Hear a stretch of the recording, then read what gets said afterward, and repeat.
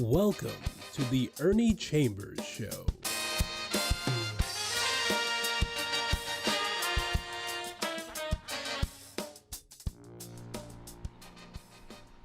Brothers, sisters, friends, enemies, and neutrals, I'm going to go through a few articles today, spaced down through the years to show what opinions people have had of me and the work I did in the legislature. And it'll give an idea of some of the things that I've done, because people don't pay much attention to activities in the legislature while it's in session. And frankly, it can be kind of boring, kind of repetitious, so I understand. But this article is from 1983, and I'm using it to show the kind of issues that I was dealing with all the time. Now, that's 41 years ago. Bill to equalize pension benefits for men, women, goes to Governor Carey. This is what I did, the only black man there, and all of these white men, and the vast majority of women affected by this problem were white. But sometimes it takes a black man to do that which ought to be done. Gender could no longer be a factor in figuring pension benefits for state and county workers under two measures given final legislative approval Wednesday and sent to Governor Bob Carey. Legislative Bill 210 and 210A, the A is the money bill, were approved in the legislature despite last-minute debating triggered by two kill motions that were offered and withdrawn. The motions were parliamentary maneuvers used to permit discussion of the bills at the final legislative stage. The bills, which would equalize pension benefits of female state and county employees by raising them slightly while lowering those for male workers, were passed with relative ease. Why were these men willing to shortchange women when it came to pensions? And the bad thing about it, government workers, the government which is supposed to set the standard, set the example. But discrimination against women has always been the standard. And no white people thought to do this, and the ones who fought against it were white. Let me scramble right along. The vote to pass LB 210 was 28 to 19. 19 white people didn't want to do this, while the appropriations measure accompanying it was given 30 to 19 approval. Senator Jerome Warner of Waverly said 30 votes were necessary for the funding measure because it exceeds the governor's budget. Senator Patricia Moorhead of Beatrice said passage was a significant step. I'm pleased, she said. It's a magnificent advancement for women. Well, why didn't the white people do this before I came? It was their women. I'm the son of enslaved people. We've always been deemed inferior. We were owned and treated like cows, pigs, and chickens. Our women were trafficked. They were raped. Their children sometimes were killed as they were being born. Yet it took a black man to do something that should have been embedded in the idea of fundamental justice. For those who may not be aware of it, when you are a state employee, a certain percentage of your salary is taken out and put in a pension fund so that when you retire, you get this amount of money. And the same percentage that was taken out of the man's salary was taken out of the woman's salary. But when time came to collect, women got a lesser amount. And some people have heard me say this before, but it was unfair, because when a woman went to the store and bought a loaf of bread, the storekeeper didn't say, well, I know you used to work for the state. I know that when you get your pension benefits, they're less than what men get, so I'm going to charge you less for a loaf of bread. Never. And we know that would never happen. But that shows how in the real world, these things can have a damaging effect. And that would be the case as long as that woman lived and drew that pension. She was getting less than what men were getting. So you could say in a way that the money she paid in was going to make it possible for these white men to get more more pension payout when they retired or left for whatever reason. But continuing. Debate was sparked when Senator Chris Beitler of Lincoln offered, then withdrew, a kill motion to enable him to speak on the measures. He said extension of the principle embodied by the bill would hurt women rather than help them because it could lead to higher insurance premiums in some cases. Not that it would. This is something that might happen to women, so let's leave it in place, the discrimination. Quote, today, life insurance rates are generally, not always, 15 to 20% cheaper for women than for men, he said. Well, women live longer, so they're going to pay for their insurance policy for a longer time before their family collects on it. He said automobile insurance rates range from 18 to 66% cheaper for women than men now, and those are based on the driving records of people.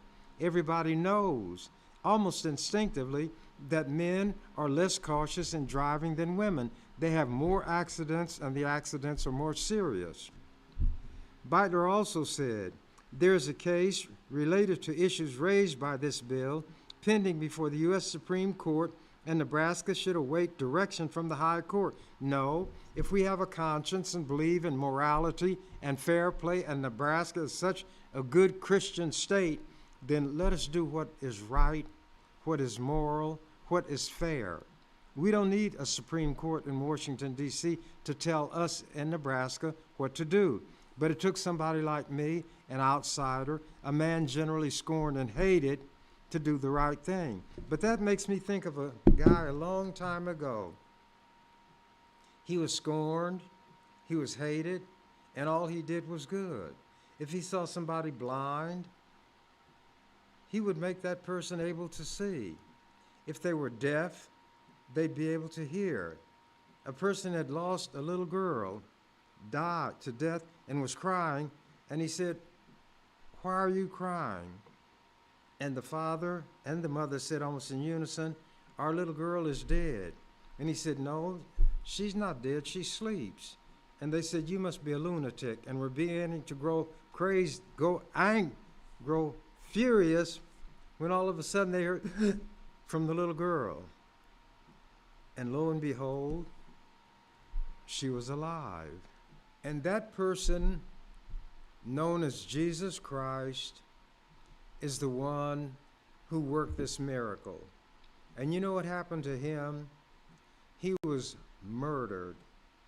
He was murdered by the state, by the authorities, because pressure was brought to bear by, of all people, the religious people.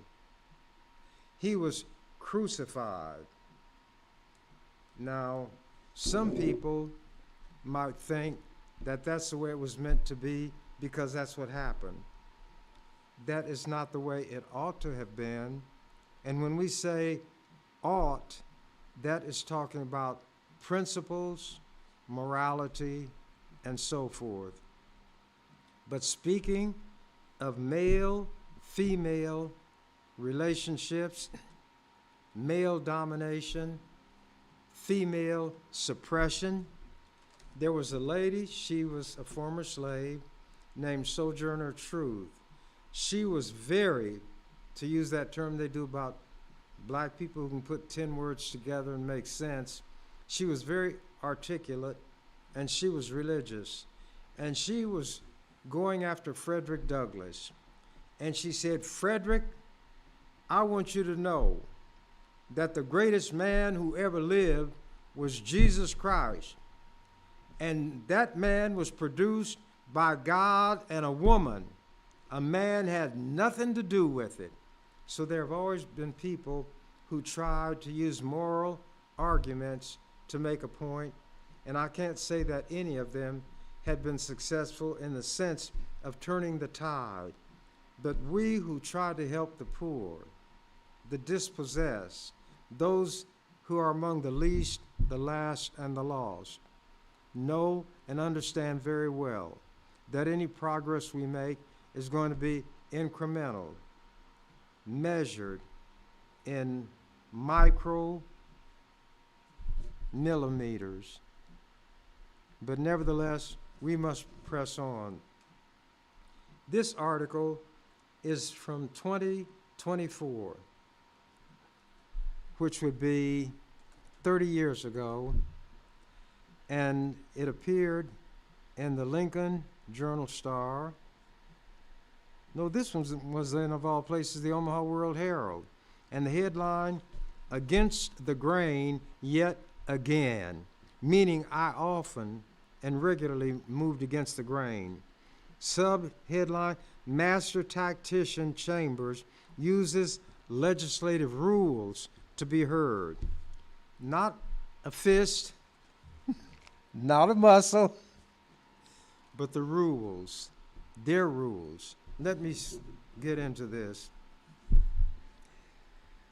Senator Chambers, colleagues say they admire his intelligence and hard work, even as they dread his filibusters and barbed attacks. Nothing that I do is done simply because I can do it. There's always a purpose, and they know what that purpose is, and they know that they can shut me up by just doing justice and being fair to everybody. Here we go. Like a boxer, dancing his opponent around the ring, State Senator Ernie Chambers of Omaha took control of debate on the governor's juvenile crime bill during the past 2 weeks. One man took control for 2 weeks. With a flurry of amendments, the senator from North Omaha jabbed at other senators with humor, logic, and the occasional verbal attack. He promised to wear the legislature down until he won the changes he believed necessary. Quote, "You have to deal with this bill on my terms because you brought this bill on your terms," he said at one point. Senators and lobbyists said the performance was typical of Chambers, right down to the compromises and concessions that eventually led to Thursday's vote to advance the bill. I know that they're hard-headed, and I've got to punch and punch, and I know that they're going to run out of gas, run out of patience, and even the governor will tell him, you know he's not going to back off till he gets his way. So give in as little as possible, but give in because we must move on.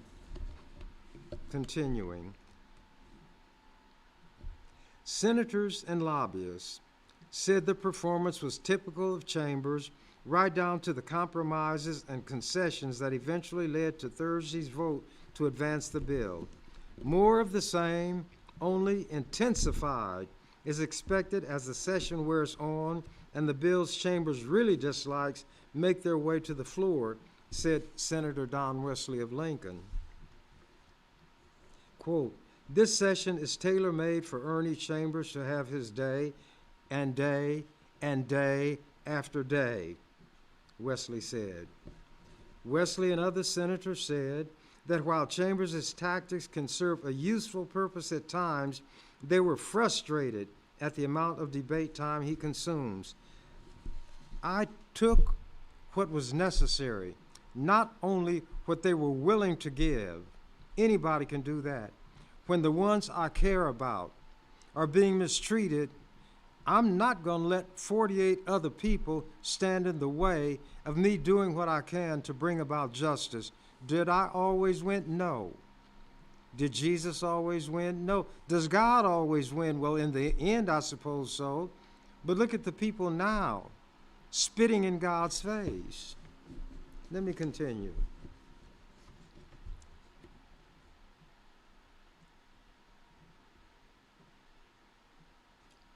Wesley and other senators said that while Chambers' tactics can serve a useful purpose at times, they were frustrated at the amount of debate time he consumes. However, senators said, the legislature lacks the desire to use its rules to curtail chambers. No, they didn't lack the desire, they lacked the know-how. They tried every way they could, and I always found a way around them. I was like water. Build a dam, and I'll wear it away. Build it out of a substance that is impervious to being worn away, and I'll wear underneath it and go through it, under it, or go around it, or get enough to go over it. They could not stop me. I was the master of the rules. How did that happen? I studied them. I understand logic, but most importantly, I understand people. And the one who has the strongest will is the one who will prevail. And when I was on what they call a tear, for the least, the last, and the lost, anybody who was in my way would get run over, so to speak. Wesley described the juvenile crime debate as spring training for more controversial proposals such as welfare reform and mandatory minimum prison sentences. They know what it is that I'm opposed to. Chambers 56. To be a young, youthful 56 again. When, as Billy Joel said, when I wore a younger man's clothes. Chambers 56 is not the only senator in the Nebraska legislature to employ the tactics of delay and filibuster, but he probably does it the most, and he is best at it. And in the opinion of some senators, he's the most skilled at it. Some observers said that Chambers, now in his 24th year as a senator, has increased his use of such tactics in recent years. You use what works. Senator Eric Will of Omaha, chairman of the legislature's Rule Committee, said, Chambers knows the rules of debate better than any other senator. Whose rules are they? The white people's. Who adopted the rules? The white people. And they adopted rules that they thought would stop me. But woe upon them, they never could do it. He not only knows the rules, said Will, he knows how to use them to his purposes. In the past several years, Chambers has been prominent in filibusters against anti-abortion bills, pro-gambling bills, and reform of the Workers' Compensation Court. He led the 1987 filibuster against LB 775, a major business incentive measure that eventually passed, but with some changes because of what I was able to get. I can never get everything that I want. If I had been able to get everything I wanted, the millennium would have come, because everybody who was hungry would be fed. Everybody who was sick would be made whole. There would be no poor, no sadness, no sorrow, no trouble. And I never got that. And it hasn't happened yet. I lost my place. Last year, a proposal for a half-cent sales tax to finance improvements of Omaha City Auditorium died when Chambers threatened to filibuster it, and other senators said they opposed it. Although they named frequent instances where Chambers slowed and modified a proposal, none of those interviewed could name a measure killed solely by Chambers' efforts. Right. Other senators had to vote the way I wanted them to vote. So there were others, and there were some who even joined the discussion and the debate on the side that I adopted, because even the worst of them had things he or she cared about, and at those points would step forward. And when they were doing the work, I didn't say anything. It was unnecessary. I wouldn't pour water on a drowning person. Chambers said that Chambers sees that as no reason to quit trying.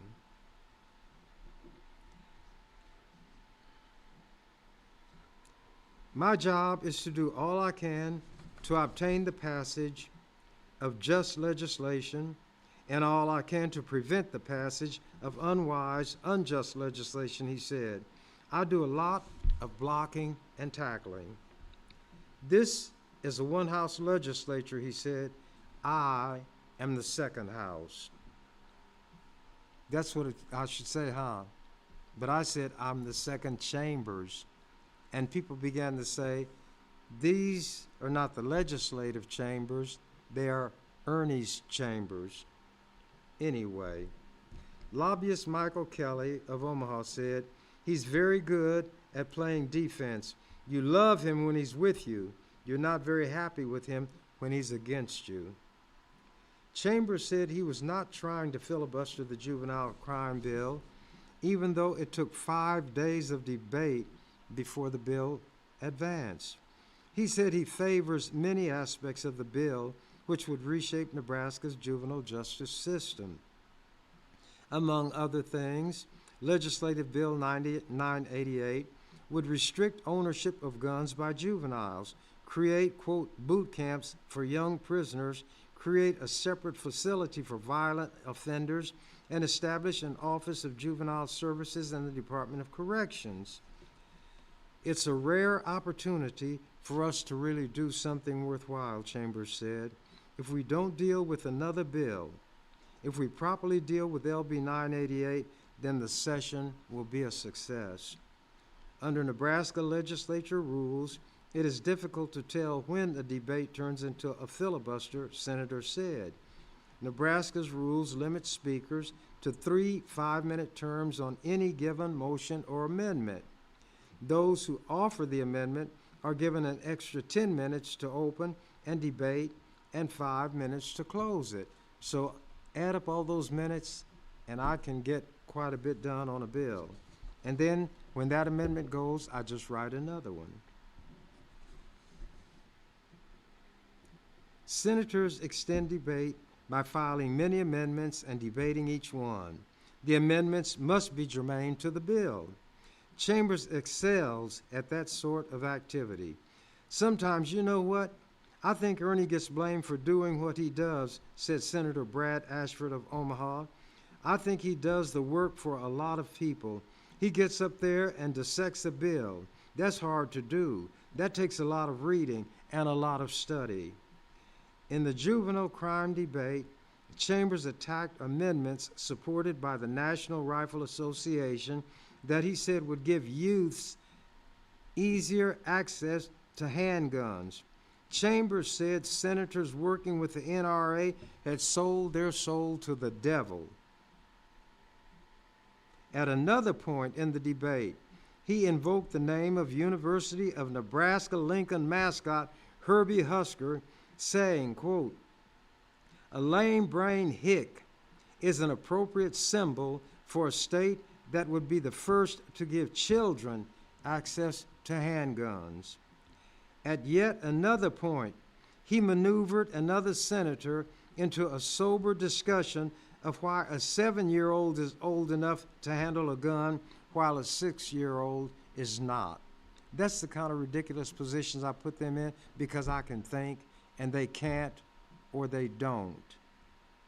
In the end, the NRA amendments were stripped from the bill when bill sponsors agreed to remove provisions increasing penalties for those younger than 18 found in possession of a handgun, because if you're going to create this situation, don't punish the children. This article is from 19 years ago, 2005. Chambers deserves decades of respect. And like Old Man River, I'm still rolling along. This was in the Daily Nebraskan, the student newspaper, so it's what the young people thought about what I was doing. He's loved and hated. He's praised and criticized. Good or bad, everyone seems to have an opinion about Ernie Chambers. But adore him or abhor him, Chambers should be respected, if for nothing else, for what the 67-year-old state senator from Omaha has accomplished. In less than a week, Chambers will become the longest-serving senator in the history of the Nebraska legislature, passing the record of Jerome Warner, who served more than 34 years before he died in office, April 20th, 1997. So April 21st, 1997, I became the longest serving senator in the history of this state, and that record will never be broken thanks to term limits.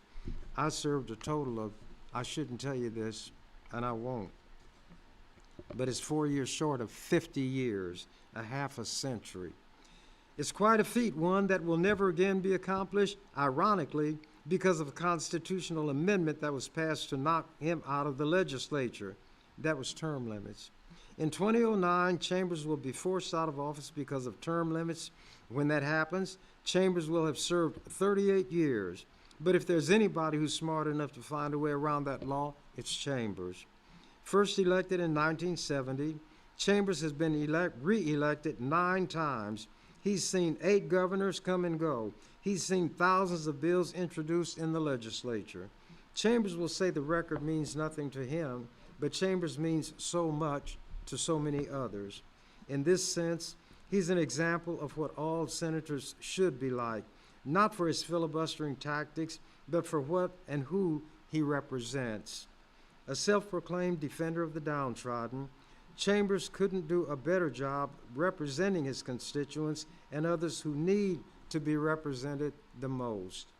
Chambers fights what he believes is bad legislation and works for good ideas. At times, he goes to the extremes to do that. That is why he is the most well-known senator in the state. He's masterful at filibustering and stopping legislation from passing. If you've ever turned the TV to channel 17 during the day, no doubt you've caught Chambers in the middle of one of his long-winded arguments. He quotes philosophers, poets, and the Bible. He talks about injustices. Sometimes his ramblings can seem quite humorous. He's called himself King Cobra before. Quote, "The King Cobra doesn't waste venom on dead things," he once said. That was a bill that was being discussed, and people asked why I didn't have anything to say on it. Well, that's what when I said the King Cobra wastes no dead venom, I said on dead or fleeing things. The bill was on its way out anyway. Earlier this year, Chambers mocked a proposal that would enshrine in the Nebraska Constitution the right to hunt, fish, and trap in the state by his introducing a number of amendments that would also protect the right to hunt for such things as Bigfoot, Noah's Ark, and Amelia Earhart's airplane. During the debate, Chambers proposed to protect running, jumping, and sweating, the hunting of who let the dogs out, the sweetest apple in the orchard, the man in the moon, and liberal Martians. This state, this is a quote from me, "This state is not going to ban fishing, hunting, and trapping," Chambers said at one time. "And if you think so, you need to go get some medication because you have some chemical imbalance in your brain because it's not functioning." It may seem pointless for him to spend the legislature's time with such comments, but he's doing it for a reason, and he's been doing it for close to 35 years. Therefore, he deserves decades of respect. And my time is flying. I'm going to try to get through this before my time runs out. Another side of Chambers, a romantic. This is from 2010. Former Senator Ernie Chambers returned to the Capitol last weekend. Wearing his traditional blue jeans and dark T-shirt, he stood in the rotunda to deliver a message. You could say it was a message from the heart if he had a heart. He has professed for years on the floor of the legislature that he doesn't. At the very least, he touched hearts with the words he spoke to Stacy Trout and Andy Conroy as he presided at their July 3rd wedding. Quote, "This is between me and the two of you," he told them. "Others may eavesdrop if they choose." Stacy and Andy met at the Capitol when she worked for Omaha Senator Brad Ashford and when he was hired too for a time. It was fitting, she said, to ask the man who sat next to her for so many Judiciary Committee meetings. She was committee counsel, he the long-standing member, to marry them. I couldn't think of anyone better, more appropriate, the bride said. He was part of our experience in this place and this time in our lives. Chambers presided at the courtyard wedding of another Capitol staffer last summer, and earlier that year, he participated in a wedding of a New York couple who traveled to Nebraska to be married by me. The agnostic senator, who frequently brought up biblical history and theology in legislative debate, became a credentialed minister in January 2009 through the non-denominational Universal Ministry. In Nebraska, any ordained minister, judge, or clerk magistrate can officiate at a wedding and does not have to register with the state. By the way, I performed the first and only gay marriage in the rotunda of the legislature between two legislative employees. I did that. And I said, in that room, pointing to the rotunda, are some of the most hateful people in the world, and they would do all they could to stop what's happening now, but they can't stop it because I'm the one involved. Chambers said when young people invite him into what is the most important moment in their lives, it is meaningful. He contributed, quote, sincere and very personal advice, unquote, Stacy said. It was very special. Despite love's inevitable ups and downs, he said, it must never be allowed to deteriorate into a fickle thing that parodies true love, nor into a quid pro quo or a barter situation. In exchange for this, I'll give you that. Perfect love casts out not only fear, but jealousy, doubt, and distrust. Aim for that level of perfection, he told them. No matter how elusive it may seem, it is worth the effort. It is what the daily effort and attention are about. Let me turn a corner here, he then said. Quote, there must be that magical and enduring combination of heart and mind, so that when the heart, that organ of romance, whimsy, impracticality, and emotion, falls into one of its unpredictable moods and goes off on vacation, AWOL, the mind comes into play and asserts its wisdom, practicality, and stabilizing influence. It saves the day by holding the fort until the heart regains its balance and love flows again. Be ever lovers, he advised, but never cease being friends. And then he pronounced them friends and spouses, invoking the Vulcan admonition to live long and prosper. Success, Chambers told the couple during the ceremony, is premised upon expectations. I expect this marriage to be as strong and last as long as the Roman Empire, he told them. But he cautioned that the relationship must be consciously and deliberately worked on each day. As much effort must be put into nurturing it as is exerted by elite athletes, top-flight lawyers, and consummate musicians in honing their skills and keeping them sharp, he said. Being a lifetime commitment, it cannot be permitted to drift aimlessly, unattended to. And outsiders or meddlers should not be allowed to interfere. You are marrying each other, he said, not each other's families or friends. Referring to himself, Chambers said, a hard life makes a hard man. Nonetheless, let me try to speak of love. The course of true love never runs smooth. Just as Shakespeare said, even under the best of circumstances, he said, it has its ups and downs because humans are only human. True love will not run in a straight line, he told the couple. Nature abhors a straight line. In music, it is a boring monotone. On a heart monitor, it means the show is over. Now, I don't know how much time I have left, but I know it's close to running out, so I'm going to have to start winding down. Maybe I can get a little of this done. The black Nebraska lawmaker who may have delivered the presidency to Joe Biden. Biden has Ernie Chambers to thank for getting one electoral vote out of the Cornhusker state. The nation has a lot to thank Ernie Chambers for, in fact. This was from a national magazine called The American Prospect, and this was in 2020. As unlikely as it may seem, Nebraska may have clinched Joe Biden's presidential victory and steered the country away from electoral college gridlock. Nebraska, like Maine, has a unique electoral system where the voters are split up. The votes are split up to congressional districts. Historically, Nebraska is a deep red state with reliable blue enclaves in Omaha and Lincoln, the state's two urban centers.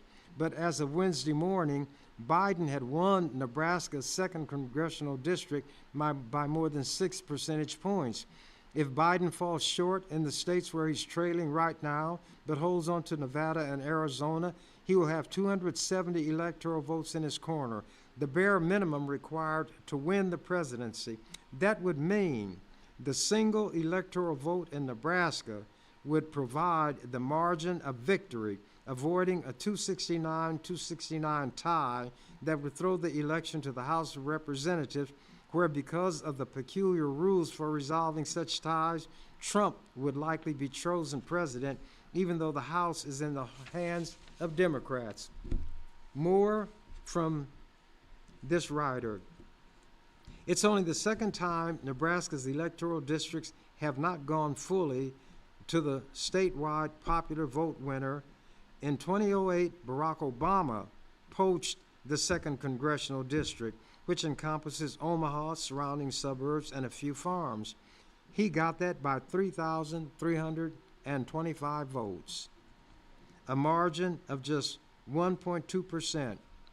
I'm looking for a signal. How much time? Well, I'll go on.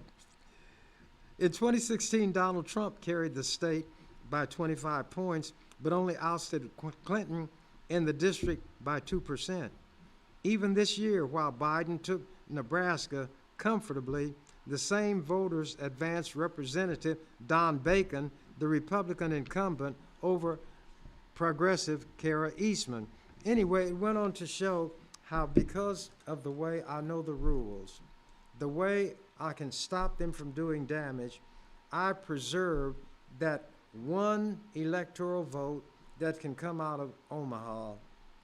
And nationally, there was a lot of credit given to me, and it was, let me show you. Though there was a confluence of forces that led to Biden's victory in the district, it would be a mistake to overlook one of his homegrown heroes, Ernie Chambers, a giant in Nebraska politics. Chambers is Nebraska's longest-serving state senator, and thus just this year completed what could be his final term in office after 46 years of service. Immediately recognizable by his casual dress of short-sleeved sweatshirts and blue jeans, Chambers is so popular in his district that he didn't even have to campaign or still re-elected 11 times.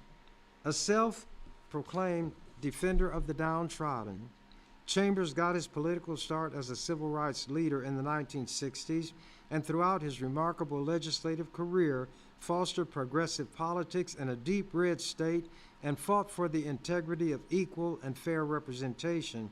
That includes the system for distributing electoral votes, which Chambers went to extraordinary lengths to maintain.